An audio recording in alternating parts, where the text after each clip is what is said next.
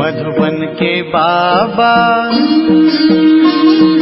मधुबन के बाबा मुरली वाले, आपका क्या कहना, आपका क्या कहना। ओम शांति। आज 8 मार्च 2023 के साकार मधुर महावाक्य हैं। आज मीठे मीठे बाप दादा बोले, मीठे बच्चे, सबको सुख देने वाला भोला व्यापारी एक बाप है। वही तुम्हारी सब पुरानी चीजें लेकर नहीं देते हैं, उनकी ही पूजा होती है। बाबा ने कहा, मीठे बच्चे, सबको सुख देने वाला भोला व्यापारी एक बाप है। वही तुम्हारी सब पुरानी चीजें लेकर नहीं देते हैं, उनकी ही पूजा होती है। बाबा ने आज प्रश्न पूछा कि तुम्हारी गॉडली मिशनरी का कर्तव्य क्या है, तुम्हें कौन सी सेवा करनी है। और उत्तर में बाबा समझाते कि तुम्हारा कर्तव्य है सभी मनुष्य मात्र का कल्याण करना, सबको तमो प्रधान से सतो प्रधान बनाने के लिए बाप का संदेश देना। तुम सबको बोलो कि स्वर्ग स्थापन करता बाप को याद करो तो तुम्हारा कल्याण होगा। तुम्हें सबको लक्ष्य देना है। जो देवताओं को मानने वाले तुम्हारे कुल के होंगे वह इन सब बातों को समझेंगे। तुम्हारी है रूहानी बातें। मुरली का गीत है, भोलेनाथ से निराला और कोई नहीं, मेरी बिगड़ी बनाने वाला और कोई नहीं। ओम शांति। भोलानाथ शिव बाबा बैठ समझाते हैं। भोलानाथ सिर्फ एक शिव बाबा है। गौरीनाथ जो कहते हैं, गौरी कोई एक पार्वती नहीं होती। गौरीनाथ या बबुलनाथ अर्थात बबुल जैसे कांटों को फूल और जो सांवरे बन पड़े हैं उनको गोरा बनाने वाले हैं। महिमा सारी है ही एक की। यह है मनुष्य सृष्टि रूपी झाड़ व ड्रामा। जब ड्रामा कहा जाता है तो उनमें जो मुख्य एक्टर्स हैं वे जरूर याद आते हैं। मुख्य जरूर हीरो हीरोइन की जोड़ी होती है। यहाँ भी मुख्य कोई जरूर चाहिए। मात पिता नामी ग्रामी है। सूक्ष्म वतन में कहते हैं कि शंकर पार्वती हैं। ब्रह्मा का किसी को पूरा मालूम ही नहीं है। ब्रह्मा सरस्वती कह देते हैं, परंतु वह कोई जोड़ी है नहीं। वास्तव में शंकर पार्वती की भी जोड़ी है नहीं। विष्णु को भी दुनिया नहीं जानती। उनको जो अलंकार दिखाते हैं वह भी उनके नहीं हैं। यहाँ लक्ष्मी नारायण की जोड़ी कहेंगे।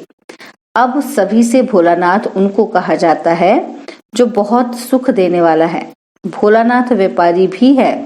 हमसे पुरानी चीज लेकर नहीं देता है। पहले पहले बुद्धि में आना चाहिए, सभी से ऊंच ते ऊंच कौन, सबसे अधिक सुख देने वाला कौन। जो बहुतों को सुख देते हैं उनकी पूजा भी होती है। तो ये सब विचार सागर मंथन करने की बातें हैं। विचार सागर मंथन का नाम बहुत बाला है। तो विचार किया जाता है मनुष्य में ऊंच ते ऊंच है लक्ष्मी नारायण। अच्छा, उन्होंने क्या सुख दिया है जो मनुष्य उनका नाम लेते हैं या उनकी पूजा करते हैं। वास्तव में उन्होंने सुख तो कोई नहीं दिया है।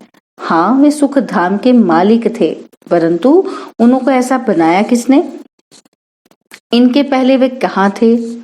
अगर बाबा उनको ऐसा नहीं बनाता तो वो कहाँ होते। यह सब तो बच्चों को मालूम है। आत्मा तो कभी विनाश होती नहीं। उन्होंने जो ऐसा काम किसने सिखलाया उनको, है ना। तो जो इतना ऊंच बने, जरूर कोई शिक्षा मिली है। दुनिया नहीं जानती कि वो पास्ट में कौन थे। अब तुम जानते हो कि लक्ष्मी नारायण 84 जन्म भोग अंत में ब्रह्मा सरस्वती बनते हैं। तो क्या लक्ष्मी नारायण की महिमा गाई जाए या उन्होंने जो पुरुषार्थ करवाने वाला है अथवा उनको प्रलब्ध देने वाला है उनकी महिमा की जाए। तो कितनी गुह्य बातें हैं। समझाना है कि लक्ष्मी नारायण क्या करके गए। उनकी भी सारी राजधानी चली है, परंतु गायन सिर्फ एक का ही चला आता है। शंकराचार्य ने आकर सन्यासियों की रचना रची, फिर उन्हों की पालना भी की, और फिर जब तमो प्रधान अवस्था को पाते हैं तो उन्हें सतो प्रधान कौन बनाए। माया ने सबको तमो प्रधान बनाया है। लक्ष्मी नारायण जो सतो प्रधान थे फिर चक्र लगाकर तमो प्रधान में आते हैं। हर एक का ऐसे होता है। भल कितने भी बड़े मर्तबे वाला हो, सतोरजो तमो से हर एक को पास करना है। इस समय सब पतित हैं। तो तमो प्रधान दुनिया को फिर से सतो प्रधान कौन बनाए? पहले पहले सतो प्रधान सुख में आते हैं, फिर दुख में जाते हैं। यह राज अब तुम बच्चों को समझाया जाता है। 84 जन्म लेना होता है तो जरूर सतो प्रधान से तमो प्रधान बनना ही होगा। हर चीज सतो रजो तमो जरूर होती है। प्रिसेप्टर्स का भी ऐसे होता है, वह भी अब तमो प्रधान है। तो फिर भी अब सबसे ऊंच से ऊंच कौन है? जो कभी भी तमो प्रधान नहीं बनता। तो अगर बाबा कहते कौन है सबसे ऊंच से ऊंच? जो कभी तमो प्रधान नहीं बनता। तो अगर वो भी तमो प्रधान बन जाए तो फिर उनको सतो प्रधान कौन बनाए? फिर उनकी बलिहारी हो जाए, है ना। जो सतो प्रधान बनाएगा तो उन्हीं की बलिहारी होगी ना। तो ऐसे ऐसे विचार सागर मंथन करने से दिल में जो पॉइंट जचती है, अच्छी लगती है, तो वो सुनाई जाती है। तो भोलानाथ परमपिता परमात्मा ही सबका सदगति दाता, सबको सतो प्रधान बनाने वाला है। सब दुर्गति से निकल सदगति को पाते हैं। नंबरवार जो भी पहले पहले आएंगे वह सतो प्रधान सतो रजो से होकर फिर तमो प्रधान बनेंगे जरूर। तो पहले पहले जब आत्मा नीचे जाती है तो उनको सुख भोगना है, दुख भोग न सके। मनुष्य पहचान नहीं सकते कि ये नया सोल है, इसलिए इतना सुख है, मान है। अब सबकी तमो प्रधान अवस्था है। तत्व, खानियां आदि सब तमो प्रधान है। नई चीजें थी अब पुरानी हो गई हैं। वहां का अनाज, फल फूल आदि कैसे अच्छे होते हैं, वह भी बच्चों को साक्षात्कार कराया हुआ है। सूक्ष्म वतन में बच्चियां जाती हैं, कहती हैं बाबा ने शुभी रस पिलाया। जरूर ऊंच बाप चीज भी ऊंची देते होंगे। बच्चों को ये बुद्धि में रहना चाहिए। ऊंच ते ऊंच एक भगवान ही है, याद भी सब उनको करते हैं। गॉड फादर कहते हैं, गॉड रहते ही हैं ऊपर में। आत्मा गॉड फादर को याद करती है, क्योंकि आत्मा को दुख है तो भोलानाथ बाप आकर फिर सुख देते हैं। तो उनको क्यों नहीं याद करेंगे? आत्मा कहेगी हम शरीर के साथ जब दुखी होता हूँ तो बाप को बहुत याद करता हूँ। रावण दुश्मन दुख देते हैं तो बाप को याद करते हैं। दुख में हम सभी आत्माएं परमात्मा को सिमरन करती हैं, और फिर जब हम आत्मा स्वर्ग में रहती हैं तो बाप को याद नहीं करती। ये आत्मा कहती है बाप को ही पुकारेगी ना। मनुष्य तो उनका ऑक्यूपेशन, बायोग्राफी कुछ जानते ही नहीं, ना ड्रामा का राज जानते हैं कि कैसे आत्मा चक्र में आती है। तुम बच्चे अब जानते हो कि माया रावण दुख देने वाली है। ये रावण राज्य शुरू हुआ है द्वापर से। यह भी समझाना है, क्योंकि ये किसी को पता नहीं है कि सबसे पुराना दुश्मन रावण है। उनकी ही मत पर यह पार्टीशन आदि हुआ है। अभी तुम बच्चे समझते हो कि हम श्रीमत से भारत को स्वर्ग बनाते हैं। वही सदगति दाता सबका है। वह जब आए तब ही ब्रह्मा विष्णु शंकर से कार्य कराएं। ऊंच ते ऊंच वह एक ही है। उनकी बायोग्राफी को कोई नहीं जानते।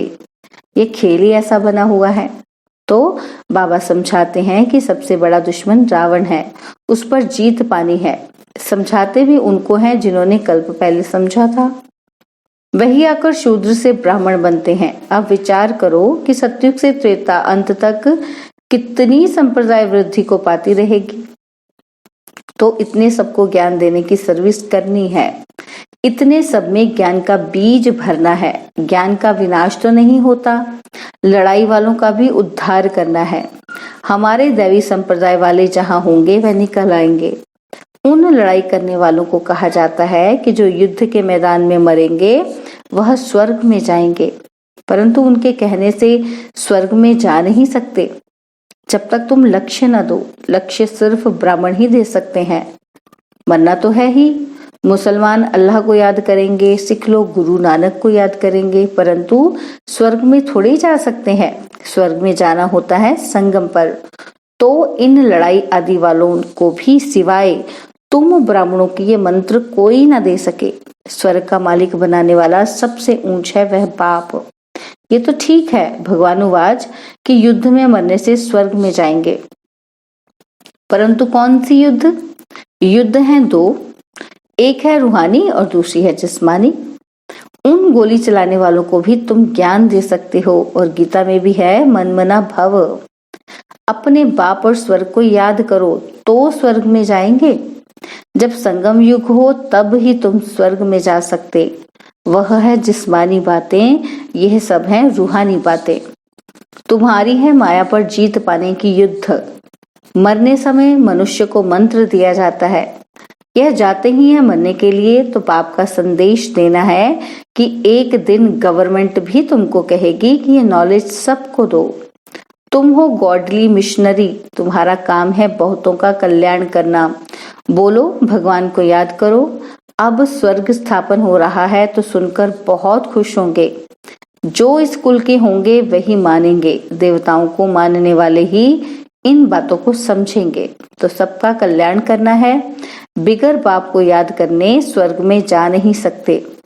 स्वर्ग स्थापन करता बाप को जब याद करेंगे तब ही कल्याण होगा। बाबा ने समझाया है, लड़ाई वाले वह संस्कार ले जाते हैं तो फिर लड़ाई में ही आ जाते हैं। आत्मा संस्कार ले जाती है ना, तो स्वर्ग में तो जा ना सके।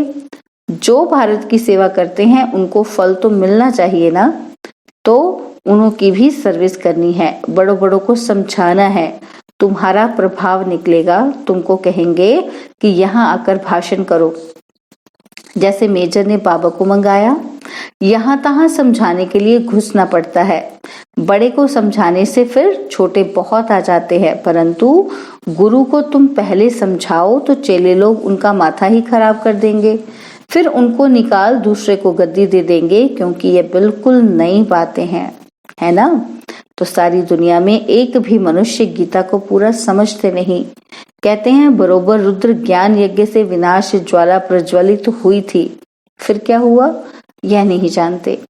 मनुष्य कुछ भी नहीं जानते। इस समय सब तमो प्रधान है। क्रिश्चियन भी यह मानते हैं कि क्राइस्ट यहाँ बैगर रूप में है। फिर बैगर से अमीर कौन बनाए? सबका सदगति दाता तो एक ही परमात्मा है। तो तुम बच्चे अगर अच्छी रीति बैठ समझाओ तो बहुतों का कल्याण कर सकते हो। बाप स्वर्ग का रचयिता ही पतित पावन है, तो उनकी श्रीमत पर चलना पड़े। जो लायक होंगे वही निकलेंगे। जिनको सुदर्शन चक्र का व मन मना भव का अर्थ बुद्धि में है उनको ही ब्राह्मण कहेंगे। ब्राह्मण बनने बिगर देवता नहीं बन सकते। प्रजा तो बहुत बननी है। त्रेता अंत तक जो आने वाले हैं उनको ये मंत्र मिलना है। तीर उनको ही लगेगा जो हमारे कुल का होगा। तुम्हारे तीर में अब जौहर भरता जाता है, फिर पिछाड़ी में बहुत तीखे बाण लगेंगे। सन्यासियों को भी बाण लगे हैं ना, तो फिर समझा है कि बरोबर ये भगवान ही बाण मारते हैं। तुम्हारे ज्ञान बाण अब जौहरदार रिफाइन बनते जाते हैं। मुख्य बाण एक ही है, मन मना भव। यथार्थ रीति समझाया है कि यही संगम युग है जहां से स्वर्ग जा सकेंगे। महाभारत लड़ाई भी सामने खड़ी है। यह भी युद्ध का मैदान है और यह भी युद्ध का मैदान है। माया पर जीत पाने में मेहनत लगती है। साधारण प्रजा भी बहुत बननी है। जो स्कूल में आने वाला नहीं होगा उनको याद ही नहीं पड़ेगा। सर्विस के लिए विचार सागर मंथन करते रहेंगे तो तुमको ज्ञान की पॉइंट्स आएंगी।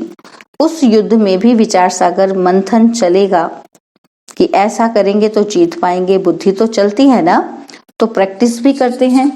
जब तीखे हो जाते हैं तो मैदान में लड़ने जाते हैं। तुम्हारे पास बहुत ढेर आएंगे।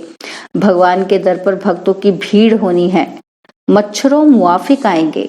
प्राइम मिनिस्टर व किंग क्वीन के आगे इतनी भीड़ नहीं होती जितनी भगवान के पास भक्तों की भीड़ होगी, और फिर उस भावना से आएंगे। कोई खराब विचार नहीं रहेगा। यह तो निराकार बाप है ना, तो समझ में आता है कि भगवान के आगे भक्तों की भीड़ होनी चाहिए। आना भी सबको यहाँ पड़ेगा। यहाँ अपना जड़ यादगार एकदम एक्यूरेट है। शिव बाबा का भी चित्र है, जगत पिता जगदम्बा भी है। यह अभी का तुम्हारा ग्रुप है शक्ति सेना का। अच्छा, मीठे मीठे सिकिलदे बच्चों प्रति माता पिता बाप दादा का याद प्यार और गुड मॉर्निंग। रूहानी बाप की रूहानी बच्चों को नमस्ते। हम रूहानी बच्चों की रूहानी बाप दादाजी को दिलवा जान सिकवा प्रेम से नमस्ते। ओम शांति। प्यारे बाबा, मीठे बाबा, मेरे बाबा, शुक्रिया बाबा, शुक्रिया बाबा, शुक्रिया बाबा। धारणा के लिए मुख्य सार है। पहला पॉइंट है, ब्राह्मण सो देवता बनने के लिए स्वदर्शन चक्र का और मनमना भव का अर्थ बुद्धि में यथार्थ रीति रखना है, सबको लक्ष्य देने की सेवा करनी है। और सेकंड पॉइंट है, माया पर जीत पाने के लिए विचार सागर मंथन कर ज्ञान की गहराई में जाना है, रत्न निकालने हैं। बाबा ने आज वरदान दिया, पवित्रता की स्टेज द्वारा अविनाशी ईश्वरीय मस्ती का अनुभव करने वाले होली हंस भव।